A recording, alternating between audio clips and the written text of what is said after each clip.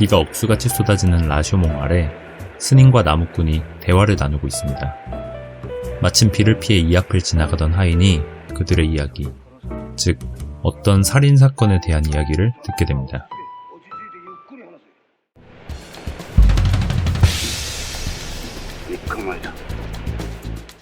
나흘 전 산에 나무를 하러 갔는데 거기서 사무라이의 시체를 발견했다. 사무라이의 칼은 보이지 않았고 다만 여자의 모자, 사무라이의 모자, 시체 옆에 있던 새끼줄, 그리고 부적 주머니를 본 게 전부다.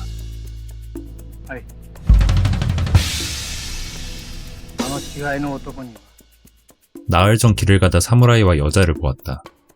여자는 모자를 써서 얼굴을 볼 수 없었고 사무라이는 칼과 활을 차고 있었다.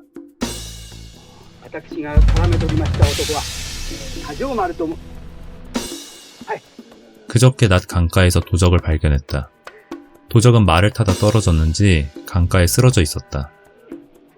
거기 있던 활, 화살, 회색말은 모두 살해된 사무라이의 것이었다.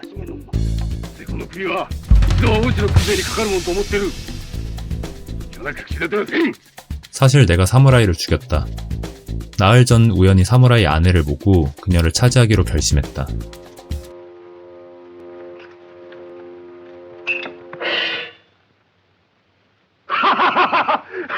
보물이 숨겨진 장소를 알려준다며 사무라이를 유인한 뒤 그를 공격했다.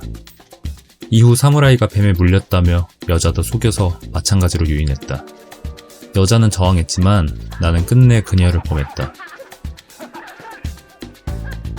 여자는 나와 사무라이 둘 중 하나는 죽어야 하고 자신은 그중 살아남은 사람을 따르겠다고 말했다.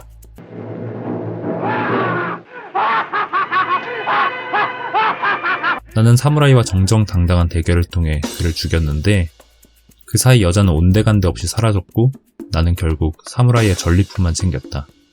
다만 여자의 단도는 챙기지 못했다. 비싸 보였는데 그게 아쉽다. 그리고 말을 타고 가다 목이 말라서 개울에서 물을 마셨는데 갑자기 속이 뒤틀리기 시작하더니 복통을 견딜 수가 없었다. 말을 타다 떨어져 쓰러진 게 아니라 복통 때문에 쓰러진 것이다.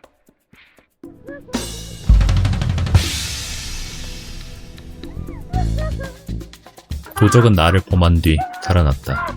남편은 나를 차갑게 노려보았고 나는 차라리 나를 죽여달라며 그에게 단도를 건넸다. 그런데도 그는 대답 없이 계속 노려보기만 했고 나는 결국 정신을 잃고 쓰러졌다. 정신을 차려보니 남편의 가슴엔 단도가 꽂혀 있었다. 나는 강물에 몸을 던져 목숨을 끊으려 했지만 번번이 실패하고 말았다.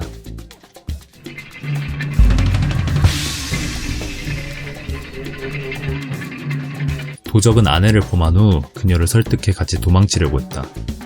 아내 역시 도적과 함께 도망치려고 했고 심지어 나를 죽여달라고 부탁했다.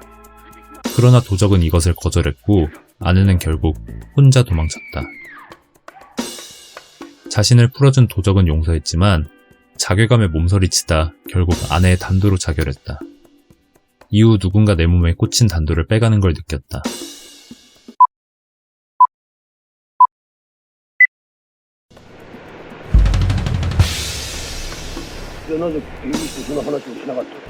사실 사건의 결과를 본 게 아니라 사건 현장을 보았다. 도적은 여자를 범한 뒤 그녀에게 적극적으로 구애했다. 여자는 대답을 하지 않다가 그저 포박된 사무라이를 풀어줬다. 도적은 이걸 싸움으로 결정하라는 의미로 받아들였는데 정작 사무라이는 이런 여자 때문에 목숨 걸기는 싫다고 말했다.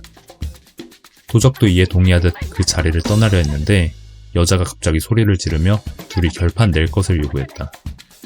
결국 두 남자는 결투를 벌였다. 다만 놀라울 정도로 못 싸웠을 뿐이다.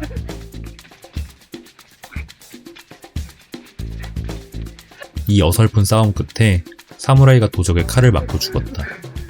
도적은 여자를 데려가려 했지만 도망가는 그녀를 결국 붙잡지 못했다. 이 얘기를 나눈 세 사람은 믿을 사람 없다며 인간사에 회의감을 갖습니다. 그런데 그때 버려진 아이의 울음소리가 들립니다. 이를 듣고 달려간 하인은 대뜸 아이의 비단옷을 가져가려고 합니다. 나무꾼은 그런 하인을 비난합니다. 하지만 하인 역시 나무꾼의 위증을 비난합니다. 그리고 모든 사건을 미루어 봤을 때 여자의 단도를 가져간 사람이 다름 아닌 나무꾼이 아니냐며 그 점에 기대어 나무꾼을 더욱 더 비난합니다. 나무꾼은 아무런 변명도 하지 못하고 하인은 그 자리를 떠납니다. 비가 그치자 나무꾼은 버려진 아이를 데려가려 하고 스님이 이를 제지합니다.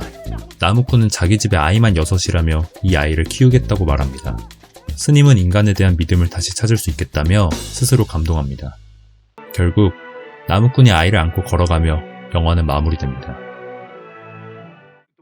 영화 속 인물들은 저마다 자신의 관점에서 얘기합니다. 그런데 그 증언들은 거짓과 진실이 섞여있는 혼돈 그 자체입니다. 특히 액자식 구성의 바깥에서 진실만을 얘기하는 것 같았던 나무꾼조차 거짓말한 게 드러났을 때 이런 혼돈은 가중됩니다.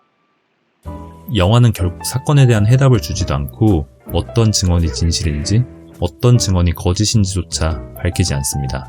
살아있는 것들을 그물로 잡는다는 뜻의 라쇼몽에서 이야기가 시작되는 까닭은 아마 이런 인간성에 대한 고찰을 보여주기 때문일 것입니다.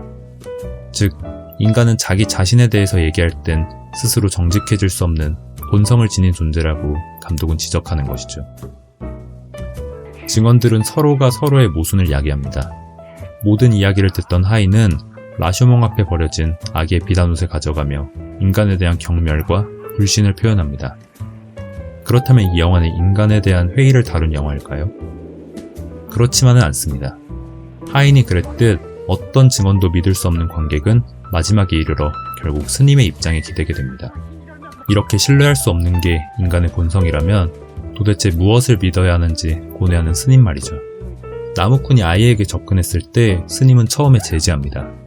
그러나 나무꾼이 속죄의 마음으로 아이를 키우겠다고 말하자 스님은 고개 숙여 인사합니다. 이 말 역시 나무꾼의 주장에 불과하지만 스님은 결국 그를 믿습니다. 믿을 수 없는 사람들의 말이 판치는 세상 속에서 그런 허위를 구제할 수 있는 방법은 오히려 인간에 대한 애정에서 비롯한다고 이 영화는 말하는 것입니다. 저는 이렇게 생각하는데 영화는 사실 나무꾼의 알 수 없는 미소로 마무리됩니다. 이 웃음을 여러분은 어떻게 해석하시나요? 또한 진위 여부가 밝혀지지 않은 증언들에 대해 여러분은 어떤 결정을 내리셨나요? 영화는 사건의 진실이 무엇인지보다 왜 인물마다 진술이 모두 다른지 그 이유에 초점을 맞췄습니다. 진실은 하나일지라도 사람마다 해석하고 느끼는 데 차이가 있다는 것, 즉 인식의 주관성을 말합니다. 인간의 이기심이 이를 왜곡할 수도 있습니다. 여러분은 스님의 휴머니티에 동의하시나요? 혹은 아니라면 여러분은 어떤 판단과 태도를 보여줄 것인가요?